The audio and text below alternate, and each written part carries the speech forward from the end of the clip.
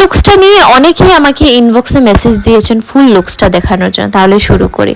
ওয়াইপসের সাহায্যে ক্লিন করে নিলাম ফেসটাকে, টোনার দিয়ে দিলাম নিউট্রিজিনার ফুল ফেসে, যেটা দিয়ে আমি ওয়াইপস দিয়ে ক্লিন করেছি সেটাতে। প্রেপ প্রাইমার করেছি, প্রেপ ময়শ্চারাইজার করেছি রিকোটের একটা স্প্রে দিয়ে, যেহেতু গরমকাল তার জন্য আমি রিকোটের স্প্রে দিয়ে ময়শ্চারাইজার করেছি। তারপরে রিকোটের সেম প্রেপ প্রাইমার যেটা আছে ফিক্সে প্রেপ প্রাইমার স্প্রে করেছি। তারপরে আমি ফরএভার 52 প্রাইমারটা ভালো করে পুরো স্কিনে লাগিয়ে নিলাম। আর তারপরে রিকোটের একটা আমি দিয়ে দিলাম রিকোটের পুরো কারেক্টার প্যালেট থেকে। এটা সব থেকে মজা কি বেস করেছি, এটা থেকে কালার কারেক্টার করতে পারবেন, ওভারঅল সব কিছু করতে পারবেন। অনেকটা শেড দেওয়া আছে এটার মধ্যে, ফুল একটা মেকআপের পুরো মানে ক্রিয়েট করতে পারবেন সেই প্যালেট থেকে। তো এটা রিকোটার একটা প্যালেট ভীষণ ভালো লেগেছে আমার। আপনারা ওটা নিলে, যদি আপনারা ফাউন্ডেশন সিঙ্গেল না কিনে এটা সিঙ্গেল নেন তাহলে অনেক ভালো, কারণ গরমের দিনের জন্য আপনি করতে পারবেন। আমি যে মেকআপটা করেছি পুরো দিন আমার এত গরম ছিল, এত সোয়েটিং হয়েছে, বাট কোনো মেকআপ সরেনি মুখ থেকে। সেটা থেকে আমি ক্রিম কন্ট্রোলিং করে নিলাম। ক্রিম কন্ট্রোলিং করার পরে ব্লেন্ড করে নিয়েছি, হালকা করে নিলাম আমার মুখে। আপনাদের যদি আমার ভিডিওটা ভালো লাগে তাহলে please subscribe, share, like, comment করতে ভুলবেন না। আর আমার ফেসবুকে দেখলেন, ফেসবুকে পেজ যেটা থাকবে সেটাকে ফলো করতে ভুলবেন না। কনসিলার দিয়ে কনসিলিং হাইলাইটিং করে নিলাম, ক্রিম হাইলাইটার। তার সাথে আমি পাউডার না সেট করে আমি এইটাতে কীভাবে আমি ব্লাশার কন্ট্রোলিং করেছি সেটাও শেয়ার করবো। রিকোটার একটা প্যালেট থেকে আমি পুরা একটা কন্ট্রোলিং করেছি, হালকা করে করেছি, কারণ আমার ফেসটা সত্যি ভীষণ ছোট, আর একটু বড় হলে খুব ভালো ছিল। তারপরে আমি ব্লাশার একটা আই ম্যাজিকের প্যালেট দিয়ে করেছি।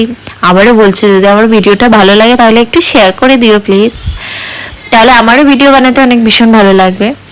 তো কন্ট্রোলিং আমি কিন্তু কোনো পাউডার ইউজ করিনি সেটাতে, আমি ডাইরেক্টলি ব্লাশার করে নিয়েছি, এটার উপরে কন্ট্রোলিং করে নিয়েছি, একটা ব্রাজিলিয়ান টেকনিকে সাহায্য করেছে। আর একটা পুজোর লুকস আপনারা সেই সেম মেকআপ করে আপনারা শ্যুটও করাতে পারবেন।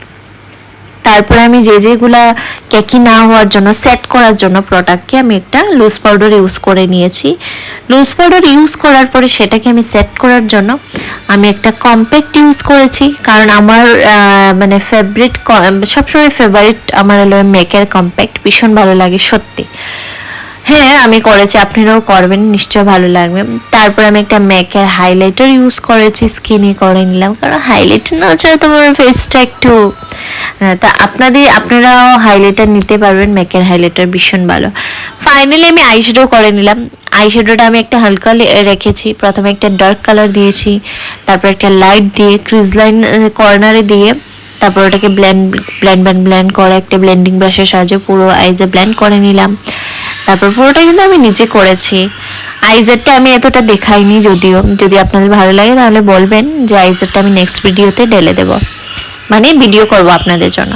তো পুরোটা ব্লেন্ড করেছি, ভালো করে ব্লেন্ড করে কর্নারে সবসময় একটু ডার্ক করবেন, তো ভীষণ ভালো লাগে দেখতে। একটা খুব বেশি একটা মানে অনেক একটা বিউটিফুল একটা লুকস ক্রিয়েট হয় আইসে। তো সেটা করে নিলাম। আপনাদের যদি এইরকম আইশ্যাডো ভালো লাগে আপনারা নর্মাল প্যালেট থেকেও করতে পারবেন, নর্মাল কালার দিয়ে করেছি যাতে আপনারা সবাই করতে পারেন। তারপরে আমি এটাকে নিচে দিয়ে ব্লেন্ড করে একটা শিমারি কালার লাগিয়ে নিয়েছি, ব্ল্যাক কালার দিয়েছি হালকা করে শিমারি দেওয়ার পরে। আপনাদের আমার এই লুকসটা কেমন লাগলো জানাবেন নিশ্চয়, ফাইনাল লুক তাহলে জানাবেন কিন্তু লুকসটা কেমন লাগলো আমার। এত কষ্ট করে টাইম দিয়ে আমি আপনাদের জন্য ভিডিওটা বানিয়েছি, যদি না বলেন তাহলে ভালো লাগবে না।